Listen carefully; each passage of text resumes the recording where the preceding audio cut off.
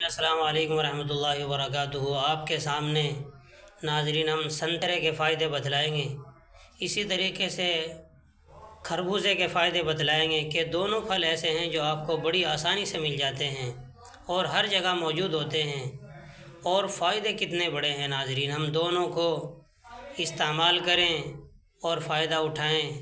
کہ سنترے کے بارے میں جناب رسول اللہ صلی اللہ علیہ وسلم نے فرمایا، سنترے کا استعمال کرو کہ دل کو مضبوط بناتا ہے۔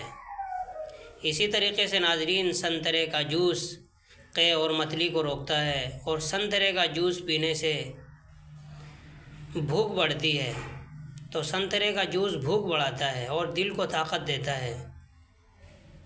تو دل کی کمزوری میں کتنے لوگ مبتلا ہیں، تو ناظرین جو دل کے کمزور لوگ ہیں وہ سنترے کا استعمال کریں، انشاءاللہ ان کا دل مضبوط ہو جائے گا۔ اور اسی طریقے سے خربوزہ ہے، خربوزہ ناظرین ہم استعمال کرتے ہیں، لیکن حدیث پاک میں ہے جناب رسول اللہ صلی اللہ علیہ وسلم نے فرمایا کہ خربوزے کا استعمال کھانا کھانے سے پہلے کرو۔ کھانا کھانے سے پہلے خربوزے کا استعمال کرنا پیٹ کو صاف کرتا ہے۔